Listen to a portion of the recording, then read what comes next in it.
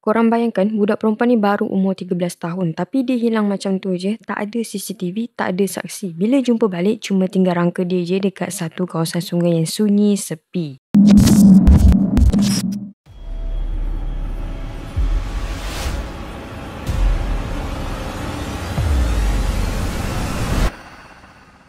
Hai guys, Kim kembali lagi dengan story yang menarik, misteri dan seram. Hari ni Kim nak cerita pasal satu kes yang boleh dikatakan memang dah lama gila senyap. Tak ada siapa pun yang up balik kes ni, tak ada keluar berita, tak viral. Memang macam dah tenggelam terus. Tapi satu hari tu ada orang terjumpa rangka manusia dekat satu kawasan terpencil.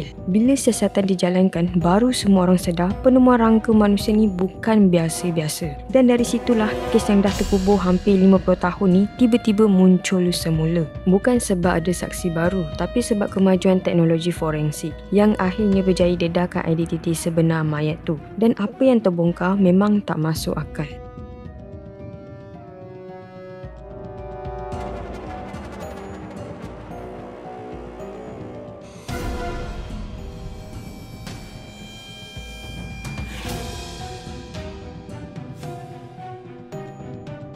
Bila siasatan dijalankan, pihak forensik sahkan yang memang itu sisa rangka manusia. Tapi masalahnya, diorang tak dapat nak kenal pasti siapa mangsa tu. Sebab tak ada kad pengenalan, tak ada barang peribadi, tak ada sebarang clue pun. Dan waktu tu, teknologi forensik tak macam sekarang. Nak cari identiti pun susah sangat. Disebabkan tak ada apa-apa bukti fizikal, kes tu terus dimasukkan sebagai kes jendo. Maksudnya, mayat perempuan tanpa identiti. Dan macam biasalah, bila tak ada maklumat, tak ada suspek, tak ada keluarga tampil, kes tu jadi senyap dan masuk dalam senarai kes lama dan dibiarkan macam tu je hampir 30 tahun.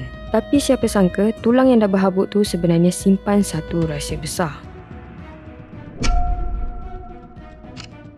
Bertahun-tahun lepas tu, identiti mayat tu akhirnya berjaya dikenal pasti dan bila nama sebenar dia keluar, terus ramai orang terkejut sebab mayat tu adalah milik seorang budak perempuan bernama Laura Ann O'Malley. Laura ni asalnya dari Queens, New York. Masa dia hilang, umur dia baru 13 tahun. Cerita dia ni memang menyayat hati orang. Menurut keluarga dia, Laura ada masalah dengan bapa tiri dia, selalu bergaduh dan tak serasi duduk serumah. Sampai satu hari tu, Laura ambil keputusan untuk keluar dari rumah tu. Beberapa minggu selepas dia hilang, keluarga dia ada terima satu surat daripada Laura. Dalam surat tu, Laura ada tulis yang dia tak akan balik selagi bapa tiri dia masih tinggal dekat rumah tu. Masa tu, family dia fikir Laura cuma nak tenangkan diri. Diorang anggap dia lari sekejap je dan akan balik nanti bila semuanya dah reda. Tapi hari demi hari, bulan demi bulan, Laura langsung tak bagi khabar. Dan masa tu, tak ada laporan rasmi yang dibuat. Mungkin sebab family dia yakin dia okey dan akan balik sendiri. Tapi sebenarnya benda itulah yang buat kes ni jadi makin rumit. Sebab bila tak ada laporan orang hilang, nama Laura tak masuk dalam mana-mana pangkalan data. Bila mayat dia dijumpai, tak ada rekod untuk padankan. Tu yang buat kes ni terus tergantung bertahun-tahun. Masa tulang dia dijumpai tahun 1995, pihak berkuasa ingat itu adalah pengembumian lama. Diorang ingat mungkin tinggalan dari zaman dulu, bukan mangsa baru. Sebab tu siasatan pun tak terlalu mendalam. Tapi bila teknologi makin maju, especially dalam bidang forensik, kes ni dibuka balik. Satu ujian radiokarbon dijalankan dan hasilnya menunjukkan yang mayat tu bukanlah dari zaman lampau. Berdasarkan kajian, mangsa dipercayai dilahirkan antara tahun 1964 hingga 1967 dan dipercayai meninggal antara 1977 hingga 1984. Dari situ baru penyiasat rasa, ni macam ada kena-mengena dengan kes orang hilang ni. Masuk tahun 2022, pejabat Sheriff Santa Cruz mula bekerjasama dengan Outram, syarikat pakar dalam DNA forensik. Diorang ambil DNA dari rangka tu dan buat pencarian melalui genealogi genetik. Pendek kata, diorang cari saudara mara melalui DNA. Proses ni memang makan masa sikit, tapi akhirnya diorang jumpa juga identiti rangka tu dengan keluarga sebenar Laura. Bila dihubungi, keluarga Laura sahkan dan buat ujian DNA. Bila keputusan pun dah keluar dan memang sah, rangka yang dijumpai itu adalah Laura Ann O'Malley.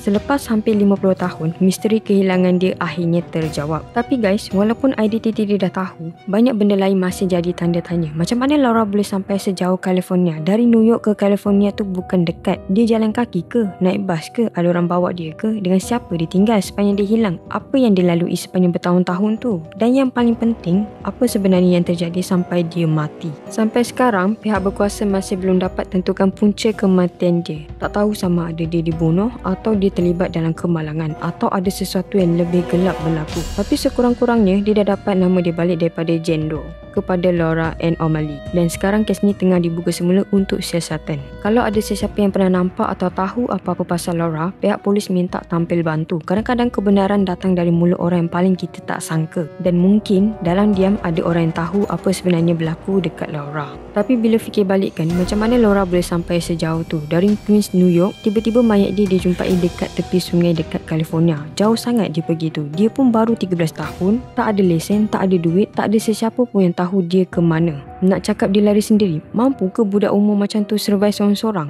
Tak logik kan? Mesti ada orang yang bawa dia, mesti ada yang nampak tapi buat tak tahu, ataupun ada orang sembunyikan dia. Jadi sekarang kita tahu siapa mayat tu, kita tahu itu Laura, tapi kita masih tak tahu apa yang jadi sepanjang hidup dia lepas dia keluar dari rumah tu. Dia hilang masa umur 13 tahun dan bila dia jumpai cuma tinggal tulang. 50 tahun babe, bukan 5 bulan, bukan 5 tahun, 50 tahun baru orang tahu apa jadi dekat dia. Dan sampai sekarang tak ada siapa-siapa pun tahu siapa yang terakhir sekali jumpa dia. Tak ada siapa tahu siapa yang buang dia dekat situ atau kenapa dia kena buang macam tu. Mungkin dia dibunuh, mungkin dia lari tapi tak sempat selamatkan diri, atau mungkin ada seseorang dekat luar sana yang selama ni tahu semua benda tapi pilih untuk diam. Jadi apa pendapat korang tentang kes kali ni? Cuba komen dekat bawah. Okeylah, Kim rasa cukup sampai sini je story hari ni. Yang belum subscribe boleh subscribe sekarang dan jangan lupa aktifkan loceng notification supaya korang tak ketinggalan untuk video-video menarik misteri akan datang. Bye bye. Assalamualaikum.